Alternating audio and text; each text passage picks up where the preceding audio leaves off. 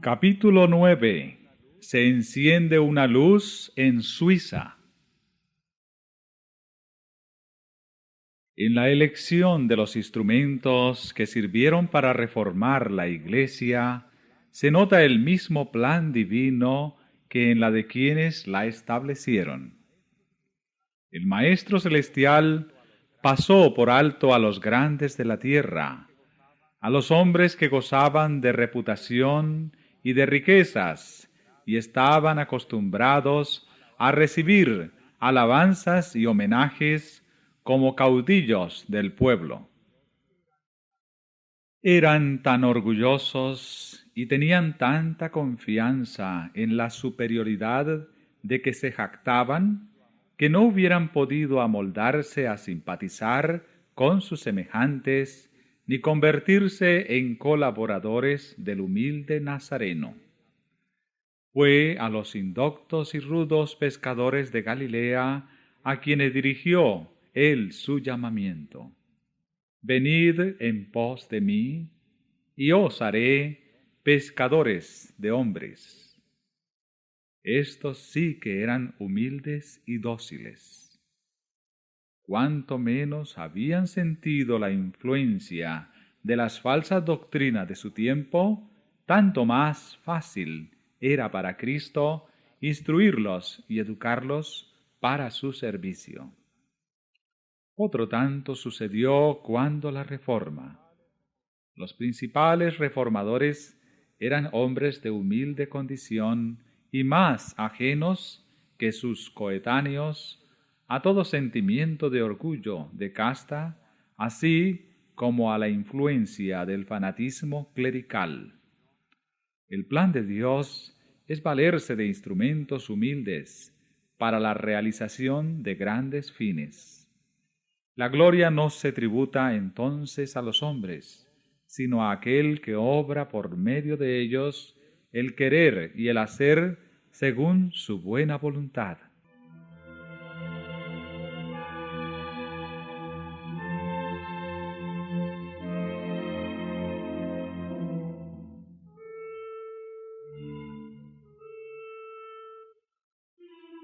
Pocas semanas después que naciera Lutero, en la cabaña de un minero de Sajonia, nació Ulrico Zwinglio, en la choza de un pastor de los Alpes.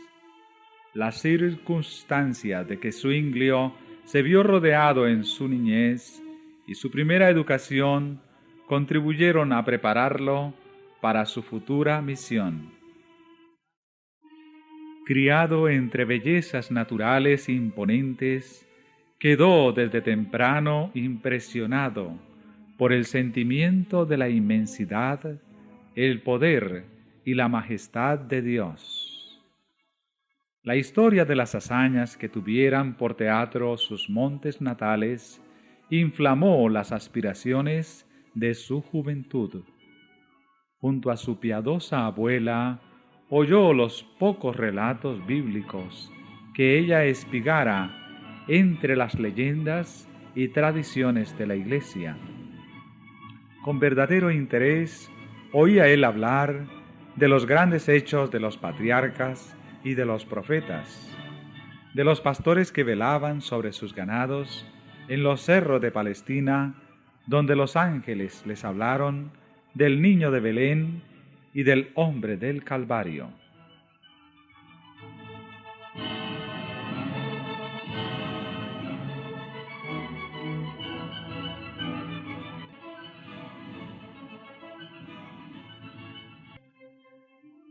Lo mismo que Juan Lutero, el padre de Zwinglio deseaba dar educación a su hijo, para lo cual dejó su valle natal en temprana edad. Su espíritu se desarrolló pronto y resultó difícil saber dónde podrían hallarle profesores competentes. A los 13 años fue a Berna, que poseía entonces la mejor escuela de Suiza. Sin embargo, surgió un peligro que amenazaba dar en tierra con lo que de él se esperaba. Los frailes hicieron esfuerzos muy resueltos para seducirlo a que entrara en un convento. Los monjes franciscanos y los dominicos rivalizaban por ganarse el favor del pueblo, y al efecto se esmeraban a porfía en el adorno de los templos, en la pompa de las ceremonias y en lo atractivo de las reliquias y de las imágenes milagrosas.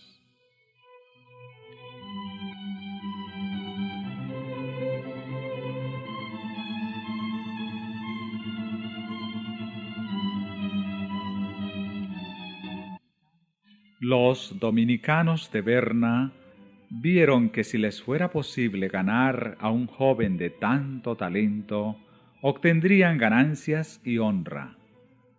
Su tierna juventud, sus dotes de orador y escritor, y su genio musical y poético, serían de más efecto que la pompa y el Fausto desplegados en los servicios, para atraer al pueblo y aumentar las rentas de su orden. Valiéndose de engaños y lisonjas, intentaron inducir a Zuinglio a que entrara en su convento. Cuando Lutero era estudiante, se encerró voluntariamente en una celda y se habría perdido para el mundo si la providencia de Dios no le hubiera libertado. No se le dejó a Zuinglio correr el mismo riesgo. Supo providencialmente su padre cuáles eran los designios de los frailes, y como no tenía intención de que su hijo siguiera la vida indigna y holgazana de los monjes, vio que su utilidad para el porvenir estaba en inminente peligro, y le ordenó que regresara a su casa sin demora.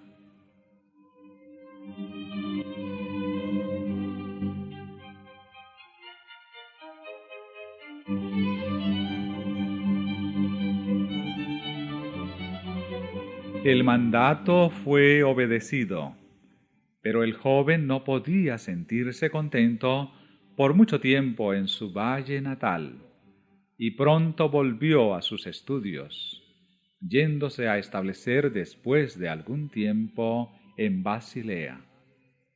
En esta ciudad fue donde Zuinglio oyó por primera vez el Evangelio de la gracia de Dios.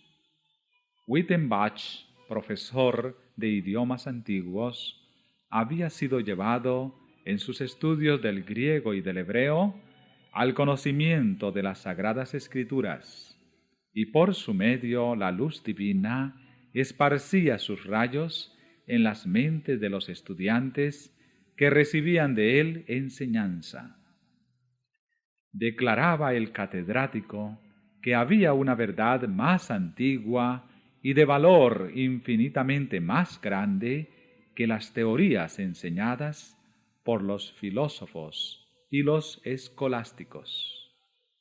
Esta antigua verdad consistía en que la muerte de Cristo era el único rescate del pecador.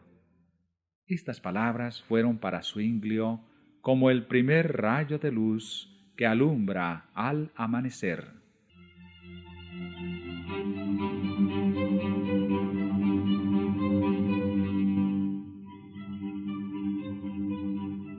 Pronto fue llamado Zuinglio de Basilea para entrar en la que iba a ser la obra de su vida. Su primer campo de acción fue una parroquia alpina, no muy distante de su valle natal. Habiendo recibido las órdenes sacerdotales, se aplicó con ardor a investigar la verdad divina, porque estaba bien enterado, dice un reformador de su tiempo, de cuánto deben saber aquellos a quienes les está confiado el cuidado del rebaño del Señor. A medida que escudriñaba las Escrituras, más claro le resultaba el contraste entre las verdades en ellas encerradas y las herejías de Roma. Se sometía a la Biblia y la reconocía como la palabra de Dios y única regla suficiente e infalible. Veía que ella debía ser su propio intérprete. No se atrevía a tratar de explicar las Sagradas Escrituras para sostener una teoría o doctrina preconcebida, sino que consideraba su deber aprender lo que ellas enseñan directamente y de un modo evidente.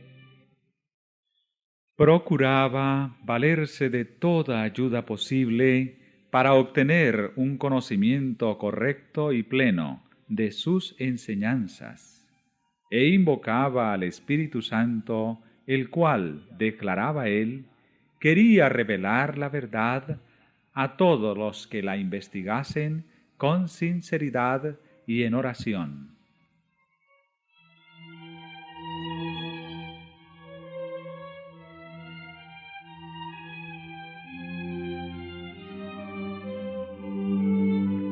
Las Escrituras, decía Zwinglio, vienen de Dios, no del hombre. Y ese mismo Dios que brilla en ellas te dará a entender que las palabras son de Dios.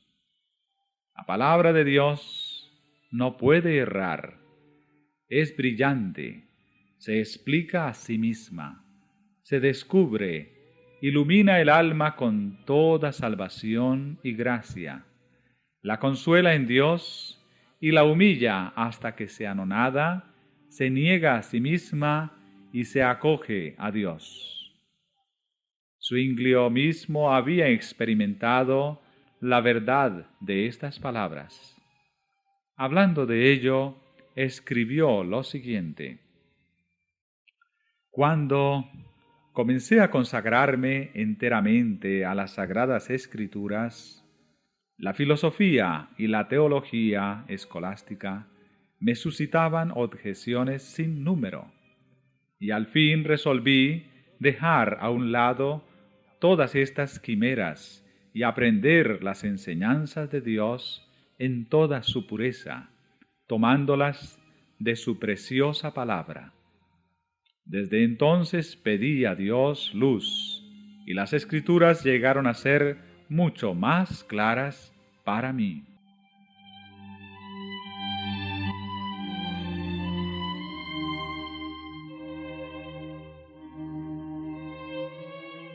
Zwinglio no había recibido de Lutero la doctrina que predicaba, era la doctrina de Cristo.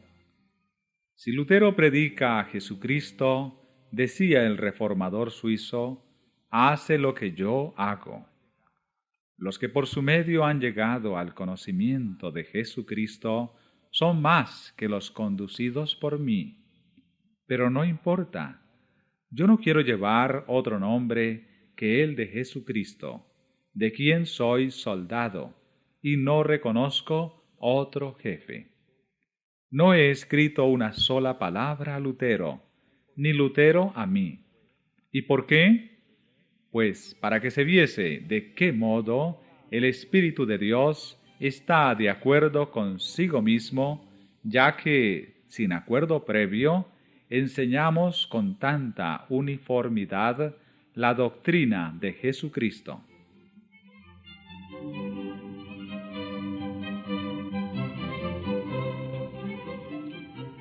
En 1516 fue llamado Zwinglio a predicar regularmente en el convento de Eisleben, donde iba a ver más de cerca las corrupciones de Roma y donde iba a ejercer como reformador una influencia que se dejaría sentir más allá de sus Alpes natales. Entre los principales atractivos de Eisleben había una virgen de la que se decía que estaba dotada del poder de hacer milagros. Sobre la puerta de la abadía estaba grabada esta inscripción: aquí se consigue plena remisión de todos los pecados. En todo tiempo acudían peregrinos a visitar el santuario de la Virgen. Pero en el día de la gran fiesta anual de su consagración, venían multitudes de toda Suiza y hasta de Francia y Alemania. Zuinglio fue muy afligido al ver estas cosas. Aprovechó la oportunidad para proclamar la libertad por medio del Evangelio a aquellas almas esclavas de la superstición.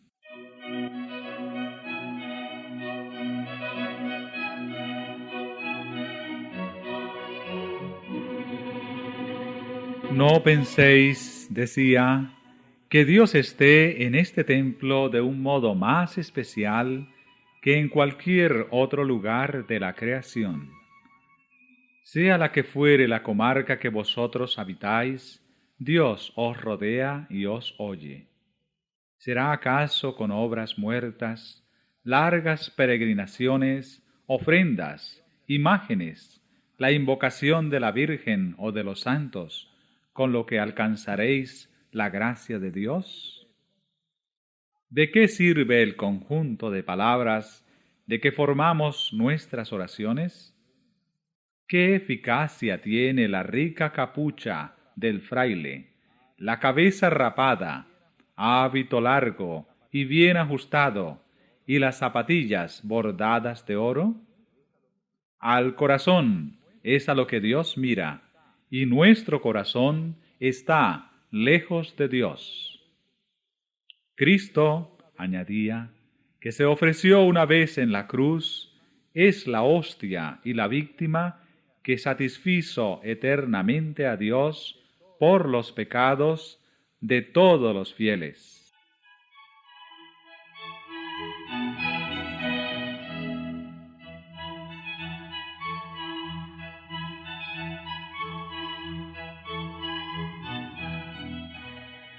Muchos de los que le oían recibían con desagrado estas enseñanzas.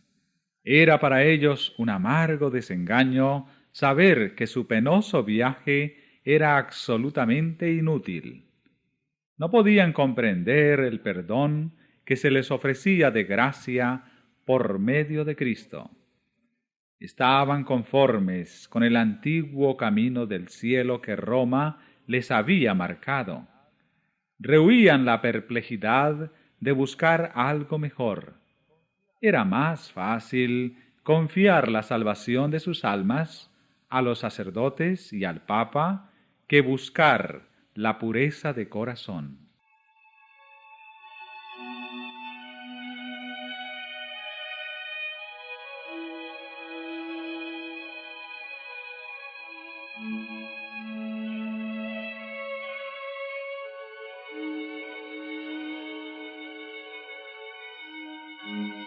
Otros, en cambio, recibieron con alegría las nuevas de la redención por Cristo.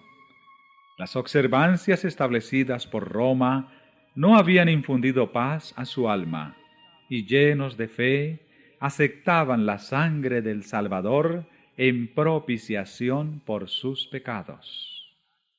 Estos regresaron a sus hogares para revelar a otros la luz preciosa que habían recibido. Así fue llevada la verdad de aldea en aldea, de pueblo en pueblo, y el número de peregrinos que iban al santuario de la Virgen disminuyó notablemente.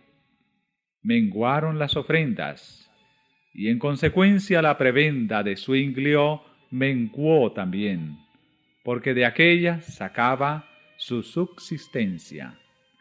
Pero sentíase feliz al ver quebrantarse el poder del fanatismo y de la superstición.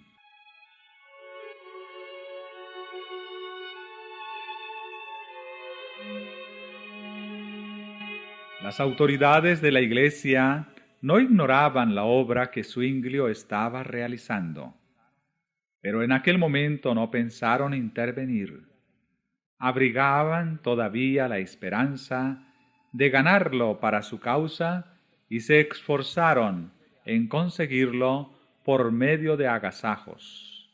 Entretanto, la verdad fue ganando terreno y extendiéndose en los corazones del pueblo.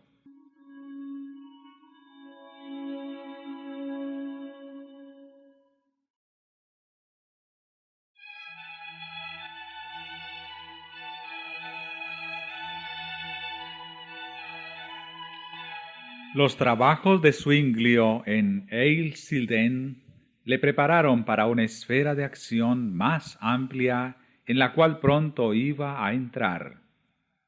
Pasados 3 años, fue llamado a desempeñar el cargo de predicador en la Catedral de Zúrich. Era esta ciudad, en aquel entonces, la más importante de la Confederación Suiza, y la influencia que el predicador pudiera ejercer en ella debía tener un radio más extenso. Pero los eclesiásticos que le habían llamado a Zúrich, deseosos de evitar sus innovaciones, procedieron a darle instrucciones acerca de sus deberes.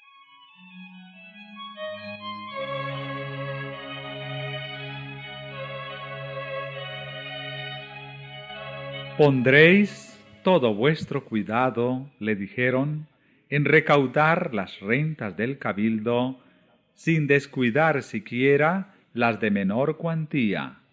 Exhortaréis a los fieles, ya desde el púlpito, ya en el confesionario, a que paguen los censos y los diezmos, y a que muestren con sus ofrendas cuánto aman a la Iglesia. Procuraréis multiplicar las rentas procedentes de los enfermos, de las misas y en general de todo acto eclesiástico. Respecto a la administración de los sacramentos, a la predicación y a la vigilancia requerida para apacentar la grey, son también deberes del cura párroco.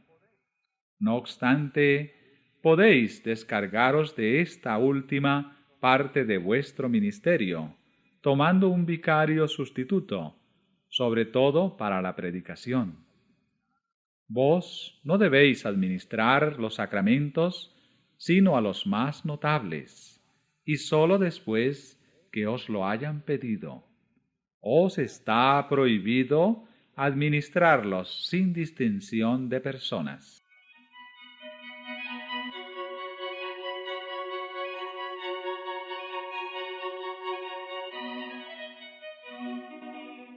Zwinglio oyó en silencio estas explicaciones y en contestación, después de haber expresado su gratitud por el honor que le habían conferido al haberle llamado a tan importante puesto, procedió a explicar el plan de trabajo que se había propuesto adoptar.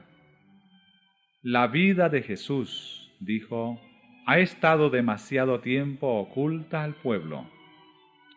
Me propongo predicar sobre todo el Evangelio según San Mateo, ciñéndome a la fuente de la Sagrada Escritura, escudriñándola y comparándola con ella misma, buscando su inteligencia por medio de ardientes y constantes oraciones. A la gloria de Dios, a la alabanza de su único Hijo, a la pura salvación de las almas y a su instrucción en la verdadera fe, es a lo que consagraré mi ministerio.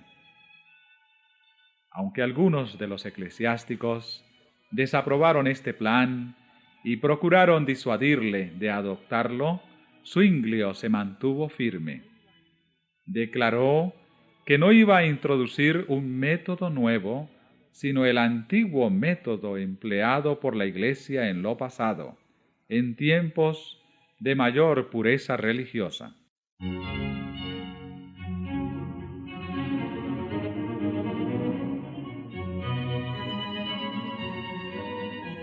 Ya se había despertado el interés de los que escuchaban las verdades que él enseñaba, y el pueblo se reunía en gran número a oír la predicación.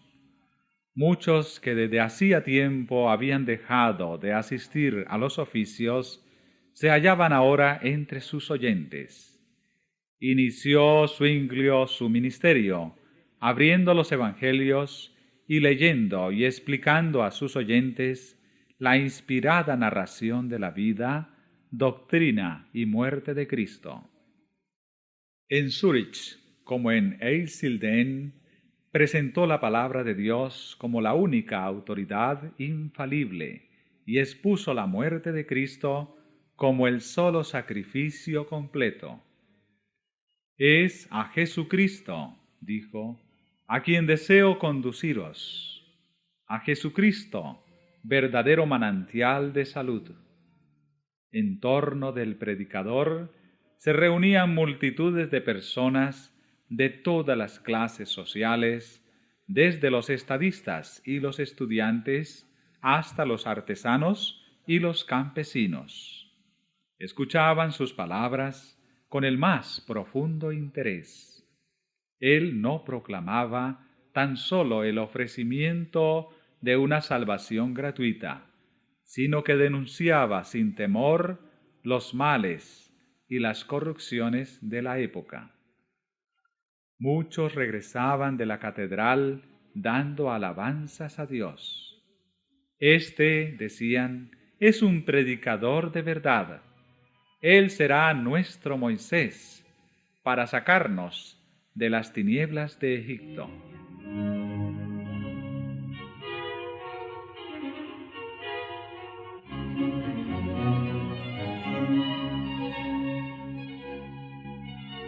Pero, por más que al principio fuera su obra acogida con entusiasmo, vino al fin la oposición.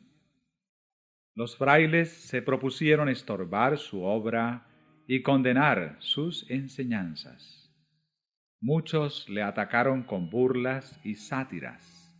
Otros le lanzaron insolencias y amenazas. Empero Zuinglio todo lo soportaba con paciencia, diciendo: si queremos convertir a Jesucristo a los malos, es menester cerrar los ojos a muchas cosas.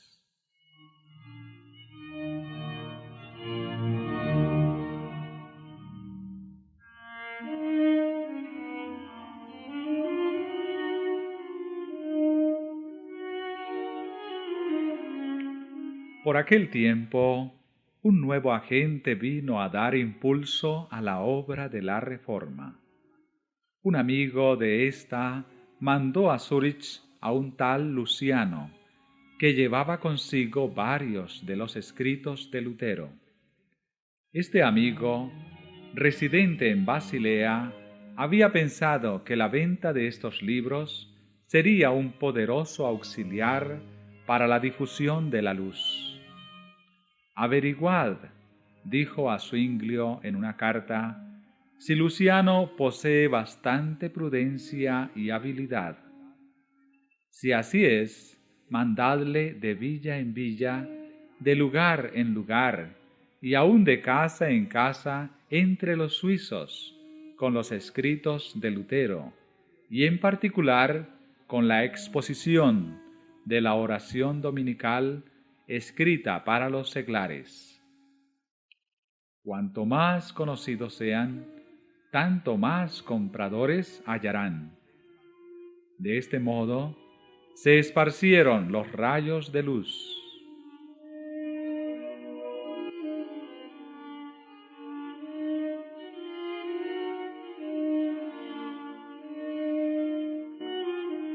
Cuando Dios se dispone a quebrantar las cadenas de la ignorancia y de la superstición, es cuando Satanás trabaja con mayor esfuerzo para sujetar a los hombres en las tinieblas y para apretar aún más las ataduras que los tienen sujetos. A medida que se levantaban en diferentes partes del país hombres que presentaban al pueblo el perdón y la justificación por medio de la sangre de Cristo, Roma procedía con nueva energía a abrir su comercio por toda la cristiandad, ofreciendo el perdón a cambio de dinero. Cada pecado tenía su precio y se otorgaba a los hombres licencia para cometer crímenes, con tal que abundase el dinero en la tesorería de la Iglesia. De modo que seguían adelante dos movimientos. uno que ofrecía el perdón de los pecados por dinero, y el otro que lo ofrecía por medio de Cristo.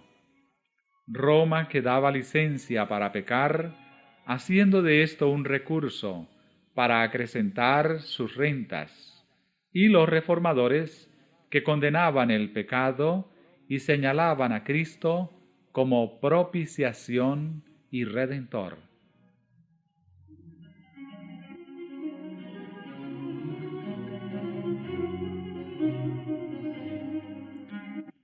En Alemania, la venta de indulgencias había sido encomendada a los dominicos y eran dirigida por el infame Texel. En Suiza, el tráfico fue puesto en manos de los franciscanos, bajo la dirección de un fraile italiano llamado Sansón. Había prestado éste ya buenos servicios a la Iglesia y reunido en Suiza y Alemania grandes cantidades para el tesoro del Papa. Cruzaba entonces a Suiza, atrayendo a grandes multitudes, despojando a los pobres campesinos de sus escasas ganancias y obteniendo ricas ofrendas entre los ricos. Pero la influencia de la Reforma hacía disminuir el tráfico de las indulgencias, aunque sin detenerle del todo. Todavía estaba Zuinglio en Eisleben cuando Sansón se presentó con su mercadería en una población vecina. Enterándose de su misión, el reformador trató inmediatamente de oponérsele. No se encontraron frente a frente, pero fue tan completo el éxito de Zuinglio al exponer las pretensiones del fraile que éste se vio obligado a dejar aquel lugar y tomar otro rumbo.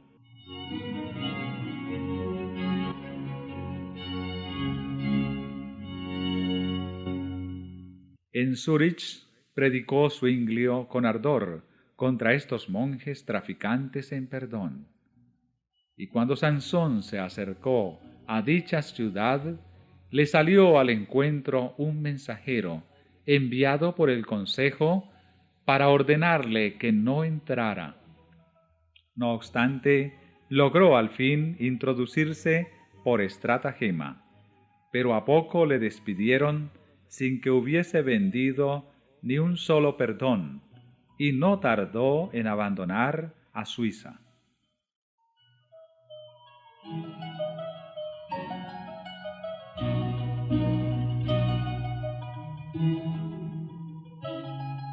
Un fuerte impulso recibió la Reforma con la aparición de la peste o gran mortandad que azotó a Suiza en el año 1519. Al verse los hombres cara a cara con la muerte, se convencían de cuán vanos e inútiles eran los perdones que habían comprado poco antes, y ansiaban tener un fundamento más seguro sobre el cual basar su fe. Zuinglio se contagió en Zúrich y se agravó de tal modo que se perdió toda esperanza de salvarle y circuló por muchos lugares el rumor de que había muerto.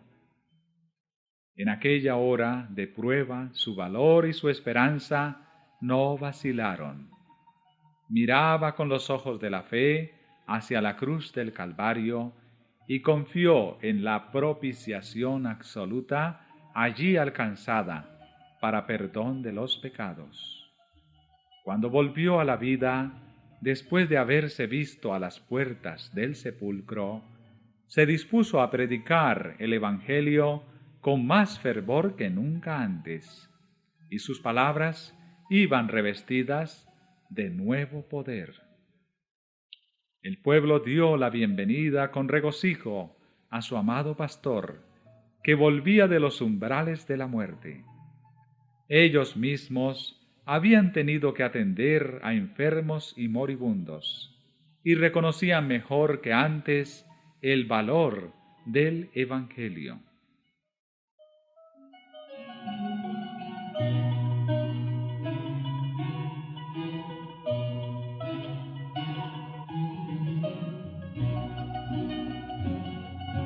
Zwinglio había alcanzado ya un conocimiento más claro de las verdades de éste y experimentaba mejor en sí mismo su poder regenerador. La caída del hombre y el plan de redención eran los temas en los cuales se espaciaba. En Adán, decía él, todos somos muertos, hundidos en corrupción y en condenación. Pero Jesucristo nos ha dado una redención que no tiene fin. Su muerte aplaca continuamente la justicia divina en favor de todos aquellos que se acogen a aquel sacrificio con fe firme e inconmovible. Y explicaba que el hombre no podía disfrutar de la gracia de Cristo si seguía en el pecado. Donde se cree en Dios, allí está Dios. Y donde está Dios, existe un celo que induce a obrar bien.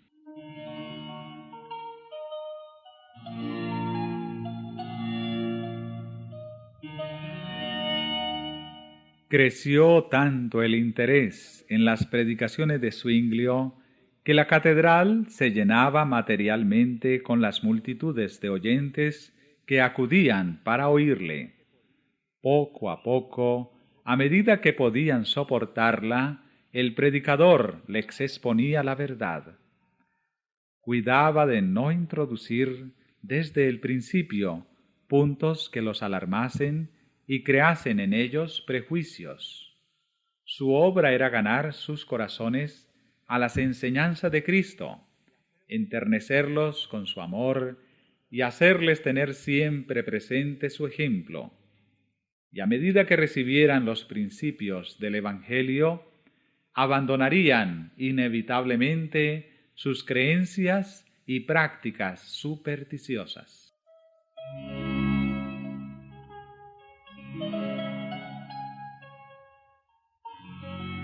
Paso a paso avanzaba la reforma en Zúrich. Alarmados los enemigos se levantaron en activa oposición. Un año antes, el fraile de Wittenberg había lanzado su no al Papa y al emperador en Worms, y ahora todo parecía indicar que también en Zúrich iba a haber oposición a las exigencias del Papa. Fueron dirigidos repetidos ataques contra Zwinglio. En los cantones que reconocían al Papa, de vez en cuando algunos discípulos del Evangelio eran entregados a la hoguera, pero esto no bastaba. El que enseñaba la herejía debía ser amordazado. Por lo tanto, el obispo de Constanza envió 3 diputados al Consejo de Zúrich para acusar a Zwinglio de enseñar al pueblo a violar las leyes de la Iglesia, con lo que trastornaba la paz y el buen orden de la sociedad. Insistía él en que si se menospreciaba la suprema autoridad de la Iglesia, vendría como consecuencia una anarquía general.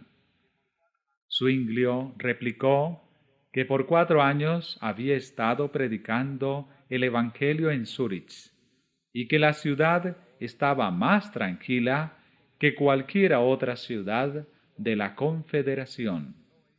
Preguntó: ¿no es, por tanto, el cristianismo la mejor salvaguardia para la seguridad general?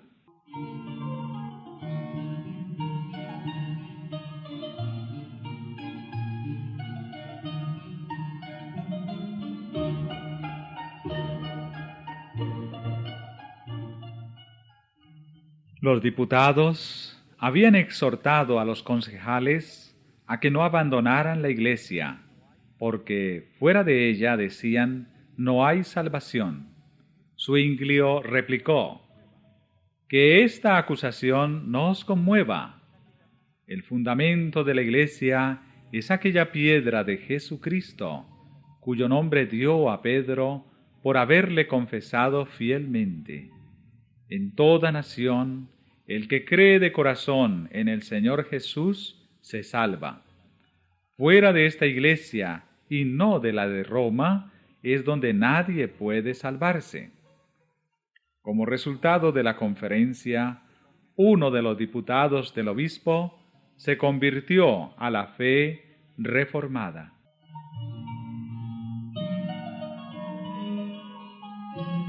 El consejo se abstuvo de proceder contra Zuinglio y Roma se preparó para un nuevo ataque. Cuando el reformador se vio amenazado por los planes de sus enemigos, exclamó: «¡Que vengan contra mí! Yo los temo lo mismo que a un peñasco escarpado teme las olas que se estrellan a sus pies».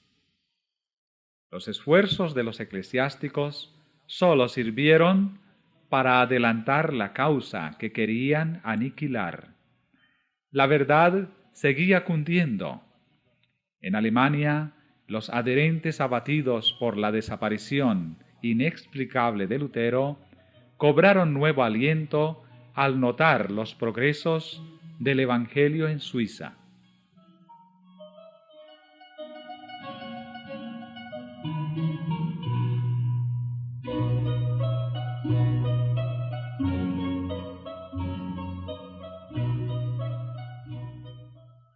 A medida que la reforma se fue afianzando en Zúrich, se vieron más claramente sus frutos en la supresión del vicio y en el dominio del orden y de la armonía. La paz tiene su habitación en nuestro pueblo, escribía Zuinglio. No hay disputas, ni hipocresías, ni envidias, ni escándalos. ¿De dónde puede venir tal unión, sino del Espíritu y de la doctrina que enseñamos, la cual nos colma de los frutos de la piedad y de la paz?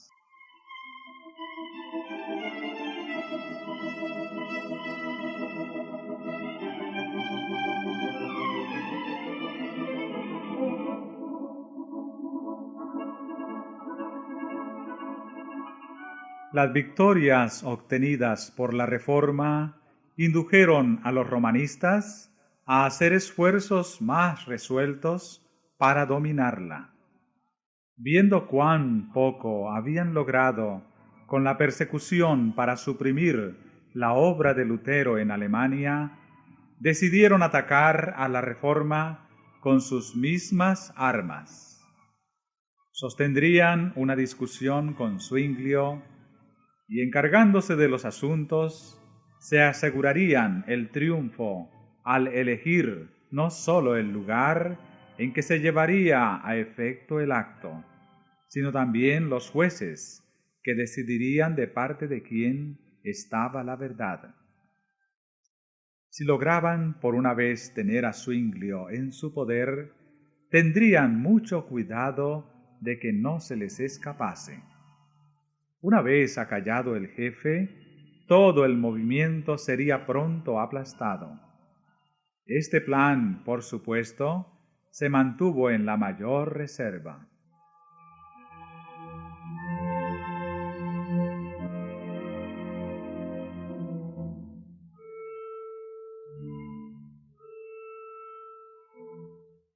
El punto señalado para el debate fue Baden, pero Zuinglio no concurrió. El Consejo de Zúrich, sospechando los designios de los papistas y advertido del peligro por las horrendas piras que habían sido encendidas ya en los cantones papistas para los confesores del Evangelio, no permitió que su pastor se expusiera a este peligro. En Zúrich estaba siempre listo para recibir a todos los partidarios de Roma que ésta pudiera enviar.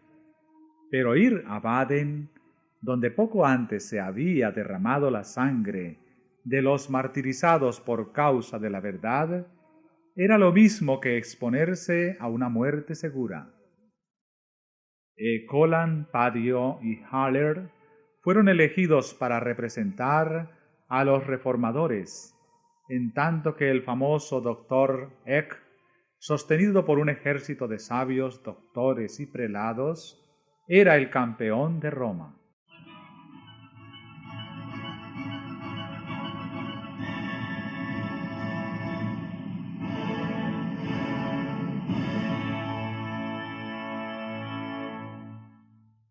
Aunque Zwinglio no estaba presente en aquella conferencia, ejerció su influencia en ella.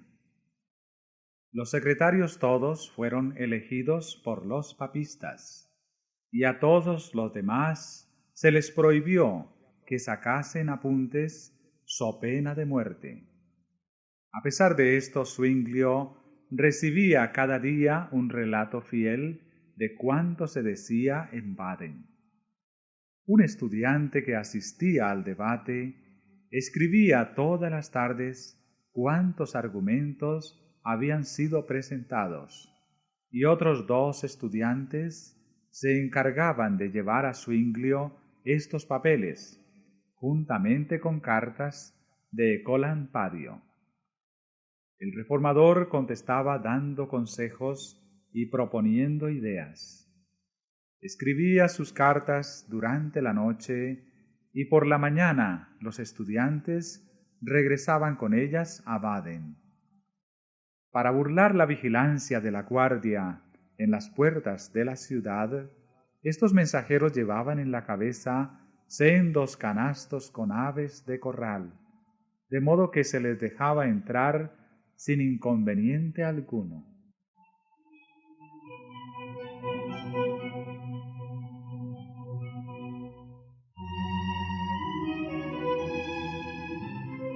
Así sostuvo Zwinglio la batalla contra sus astutos antagonistas.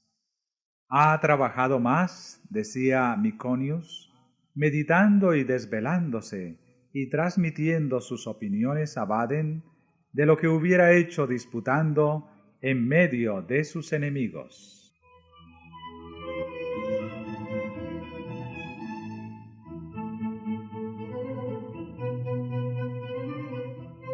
Los romanistas, engreídos con el triunfo que esperaban por anticipado, habían llegado a Baden luciendo sus más ricas vestiduras y brillantes joyas.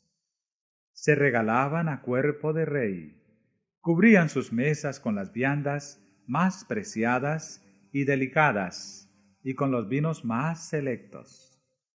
Aliviaban la carga de sus obligaciones eclesiásticas con banqueteos y regocijos.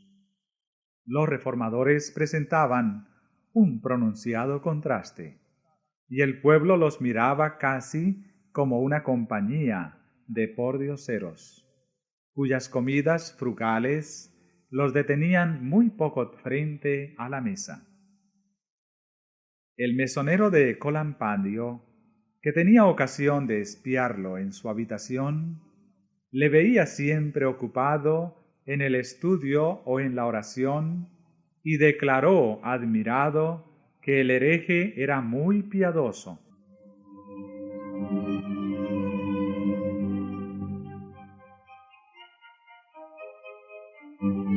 En la conferencia, Eck subía orgullosamente a un púlpito soberbiamente decorado, en tanto que el humilde Ecolampadio, pobremente vestido, estaba obligado a sentarse frente a su adversario en tosca plataforma.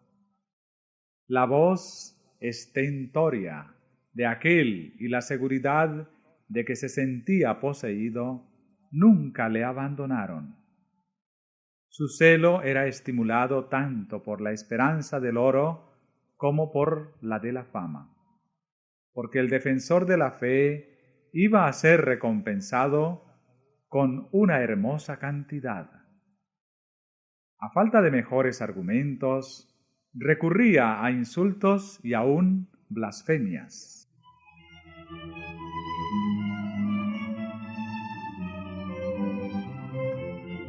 Ecolampadio, modesto y desconfiado de sí mismo, había rehuido el combate y entró en él con esta solemne declaración: no reconozco otra norma de juicio que la palabra de Dios.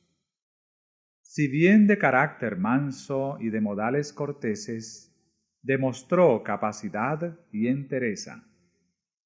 En tanto que los romanistas, según su costumbre, apelaban a las tradiciones de la Iglesia, el reformador se adhería firmemente a las Escrituras. En nuestra Suiza, dijo, las tradiciones carecen de fuerza a no ser que estén de acuerdo con la Constitución. Y en asuntos de fe, la Biblia es nuestra única Constitución.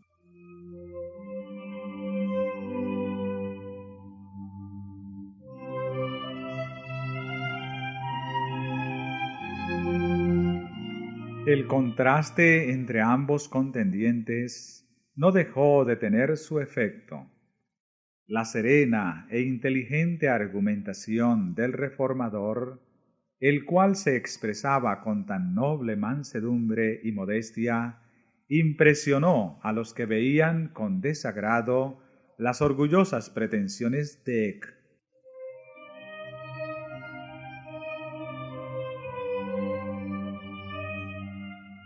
El debate se prolongó durante 18 días. Al terminarlo, los papistas cantaron victoria con gran confianza, y la Dieta declaró vencidos a los reformadores y todos ellos, con Zwinglio, su jefe, separados de la Iglesia. Pero los resultados de esta conferencia revelaron de qué parte estuvo el triunfo. El debate tuvo por consecuencia un gran impulso de la causa protestante, y no mucho después, las importantes ciudades de Berna y Basilea se declararon en favor de la Reforma.